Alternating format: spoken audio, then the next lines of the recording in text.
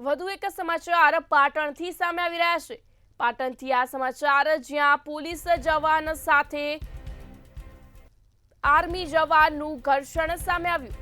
સિદ્ધપુરમાં આ બનાવ બન્યો જ્યાં ડીવાયએસપીની ટીમ સાથે આર્મી જવાને ઘર્ષણ કર્યું। લેન્ડ ગ્રેબિંગની કાર્યવાહી સમયે ઘર્ષણ થયું હતું। પાટણથી આ સમાચાર જ્યાં અપશબ્દો બોલી આર્મી જવાન કાર લઈ ફરાર થયો હતો।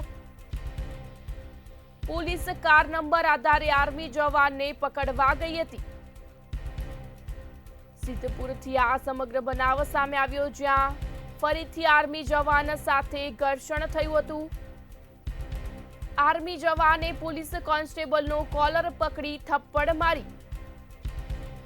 મામલો બિચકતા સિદ્ધપુર અને કાકોશીથી કાફલો બોલાવાયો હતો। પોલીસે અંકિત રાવળ નામના આર્મીના જવાનની અટકાયત કરી હતી। પોલીસે અંકિત રાવળની ક્રેટા કાર પણ ગુનાના નામે જપ્ત કરી હતી। પાટણથી આ સમગ્ર સમાચાર જ્યાં સિદ્ધપુરમાં પોલીસ સાથે આર્મી જવાનનું ઘર્ષણ સામે આવ્યું। ડીવાયએસપીની ટીમ સાથે આર્મી જવાને ઘર્ષણ કર્યું હતું। પોલીસ અને આર્મી જવાનનો ઘર્ષણનો મામલો સામે આવ્યો। લેન્ડ ગ્રેબિંગની કાર્યવાહી સમયે સમગ્ર ઘર્ષણ થયું હતું।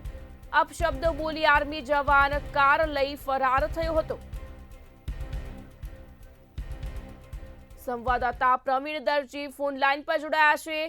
જી પ્રવીણ, પાટણથી આ સમગ્ર સમાચાર જ્યાં સિદ્ધપુરમાં પોલીસ અને આર્મી જવાન વચ્ચે ઘર્ષણ થવાનો મામલો સામે આવ્યો, શું છે વધુ વિગત? દીકરીના કહી શકાય તો પાટણ જિલ્લાના સિદ્ધપુરની અંદર ગત મોડી રાત્રિએ પોલીસ સાથે આર્મી જવાનનું ઘર્ષણ થયું હતું। જે કે વાત સમગ્ર ઘટના હતી સિદ્ધપુર તાલુકાનું જે તાવડિયા ગામ છે ત્યાં તાવડિયા ગામની સિદ્ધપુરના ડીવાયએસપી છે તેઓની ટીમ લઈને લેન્ડ ગ્રેબિંગની કાર્યવાહી કરી હતી અને તે સમયે આર્મી જવાન સાથે તેઓનું ઘર્ષણ થયું હતું। તો કે આ સમગ્ર ઘટનામાં એવું હતું કે પોલીસ સર્વિસ રોડ ઉપર સરકારી ગાડીમાં જઈ રહી હતી ત્યારે આ આર્મી જવાન દ્વારા તેને આડાશ કરી અને અપશબ્દો બોલવામાં આવ્યા હતા।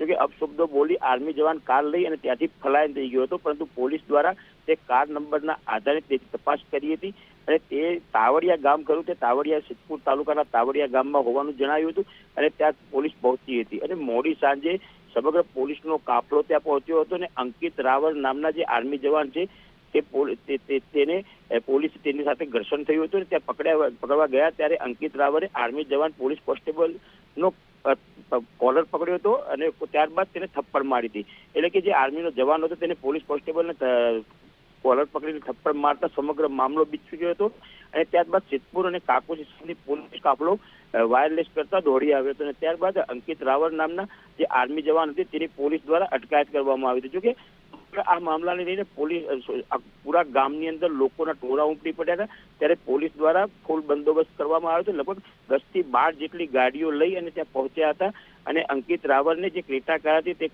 ગુનાના ગામે જપ્ત કરી અને તેની અટકાયત કરીને મોડી રાતે પોલીસ સ્ટેશનમાં લાવવામાં આવ્યો હતો અને હાલમાં તેના ઉપર જે કાર્યવાહી છે તે કાર્યવાહી હાલમાં ચાલુ છે। જી પ્રવીણ, વિગતો બદલ આભાર।